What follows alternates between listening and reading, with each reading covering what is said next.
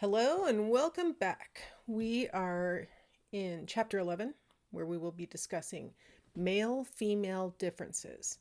So, just FYI, before we even get started, sometimes in this chapter, I have been recently receiving some pushback about some of the data and the evidence that has been provided or collected over the last 100 years, really most prominently since the 70s has this become a really common topic. And really, there's historically been sort of a feminist lean to it, where it's like if you say that there are differences between males and females, then that by definition is sort of minimizing females.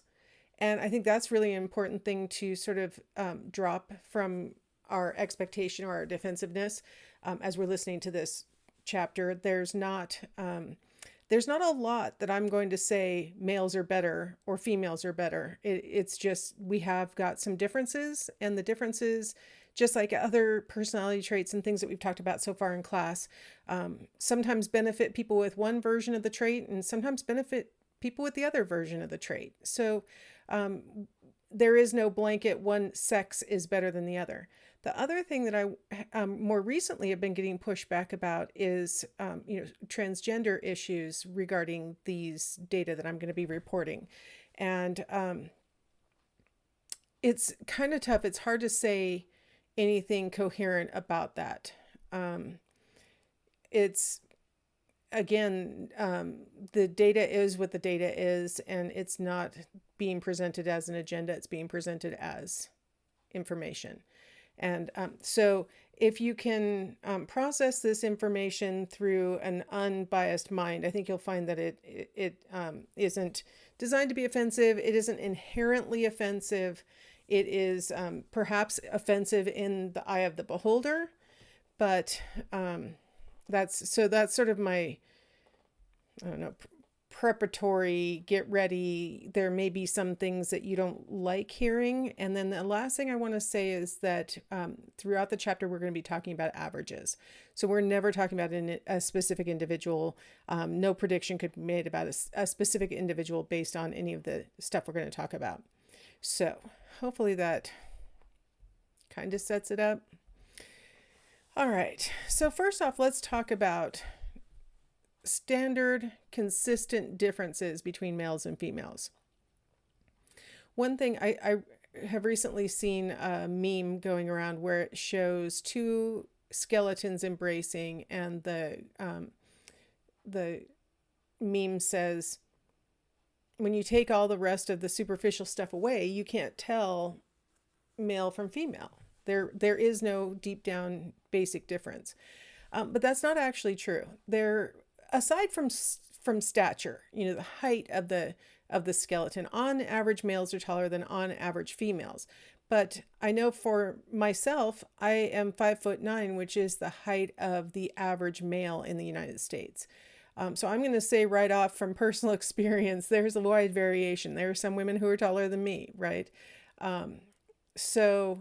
And then there are a lot smaller women and a lot smaller men. I was just looking at an actor on TV yesterday who is very short relative to other actors, but I've often wondered, is he like abnormally short, or is he just, short relative to the people around him?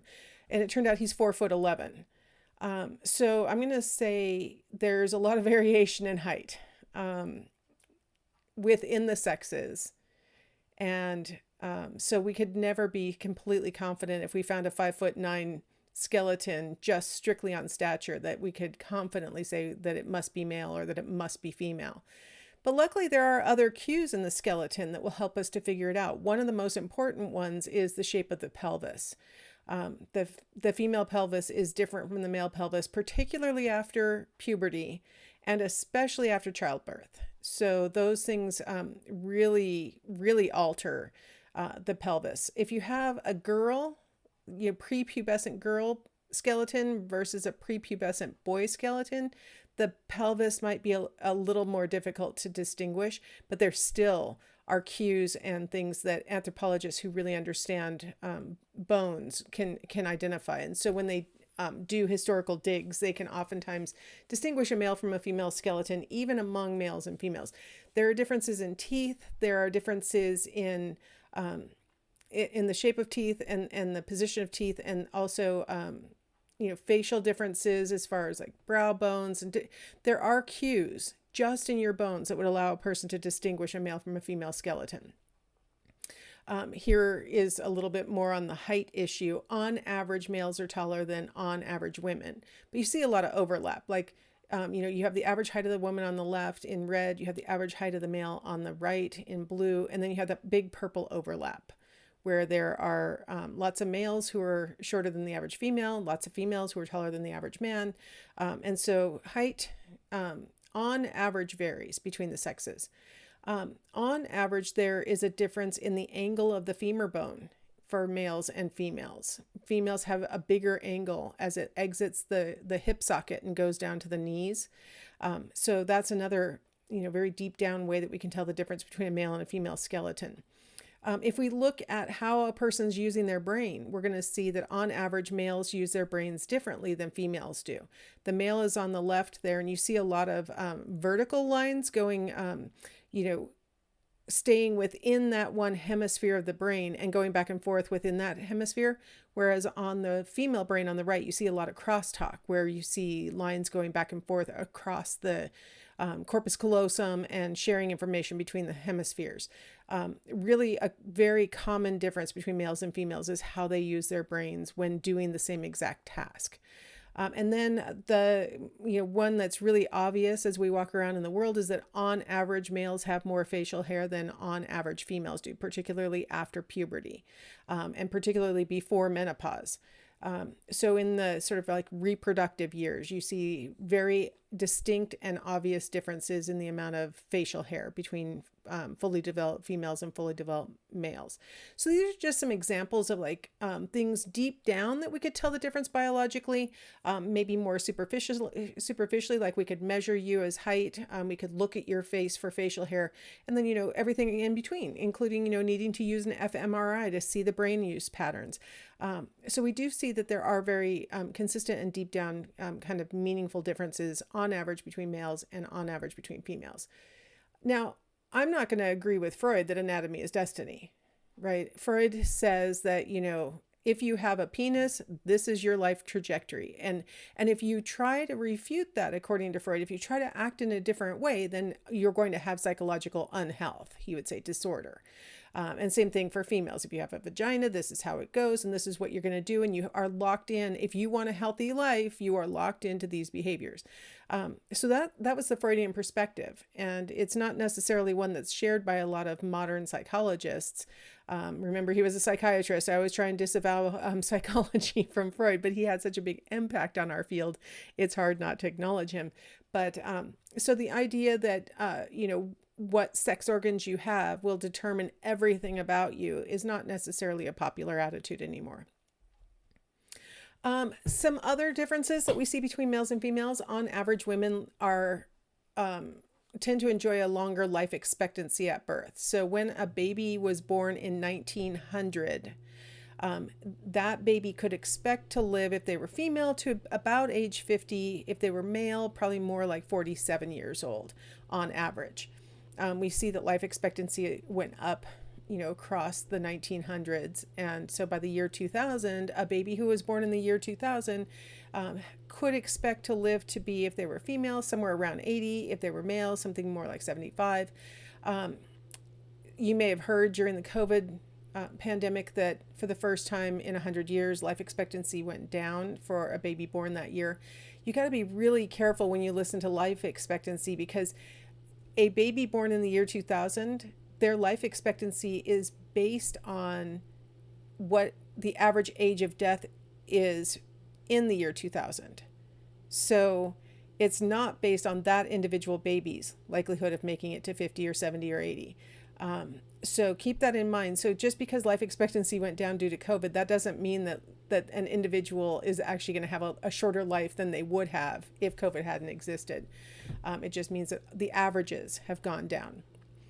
One of the big differences for life expectancy across the 1900s is that, especially for females, was that fewer women were dying in childbirth across the 1900s, and so we were losing fewer women to a young adulthood death. One of the reasons why men's life expectancy has continued to lag behind women's is because we still lose men in early adulthood deaths in war. And then also, men tend to be in more dangerous occupations. They're more likely to be, fishermen on the deadliest catch than women are. They're more likely to be iron workers where they get up high in the sky and can fall. Sorry. It's springtime and it's killing me, man. So they're just, men are more likely to die younger than women are because of risks that they take, also things that they volunteer for, like riding motorcycles, rock climbing, things like that. So on average, men are still dying younger more commonly than women do on average. And so that helps to, perpetuate this disparity in male and female life expectancies. So one of the things that psychologists have oftentimes looked at is how people describe males and how people describe females. Like, what kinds of adjectives do they use when they're describing males and they're describing females? I tried to get the female sign using PowerPoint. So on the left is that attempted female sign. On the right is the attempted male sign. The list of adjectives here would be the ones that across lots of different studies, starting as early as the 1940s and continuing into the 20 teens, they've asked participants to sort adjectives into lists based on which sex they think displays this more. And some of the researchers have actually allowed the participants to sort based on, do you think it describes people of this sex? And so they could use the same adjective twice if they wanted. They could give it to both males and females. So there's been different methods for doing this task. But consistently across all the studies, we see that females are described as more emotional, more nurturing, more submissive, more sociable, poorer at math, more passive, and more suggestible. Males are more likely to be described as more rational, independent, dominant, objective, aggressive, and active. So we see very consistently, even across time. I mean, every generation of psychologists says, oh, this can't possibly be what people think anymore. Attitudes have changed about the sexes. I'm going to replicate the study. And no matter what, it keeps coming out with these significant differences. Very stereotyped attitudes that they're displaying towards males and females. I want to sort of apologize for all the people who take the test, though, because I'm not sure that they think this about women that they know and men that they know. I think one of the things about the task is that it asks people to think of a female and think of a male. It doesn't say think of your best friend. It doesn't say think of your mom or dad. It doesn't say that. It says think of generic female, think of generic male. And that is a strategy that really does elicit stereotyping much more commonly than if you say, think of someone you know. So that's my kind of defense for the people who have been recruited to participate in this, is that the setup of the experiment or the study might be leaning towards kind of creating stereotyped thinking in the person. And then, if you're thinking of just generic people, well, I'm going to use generic terms. If you're going to tell me to think of a stereotyped individual, I'm going to invoke stereotyped responses. When they ask participants, which list do you think is healthier or better, or would you rather have, or do you think is more advantageous? Any of those kinds of prompts to make them think about which list is better. Both males and females say that it's better to have the characteristics that typically are attributed to males.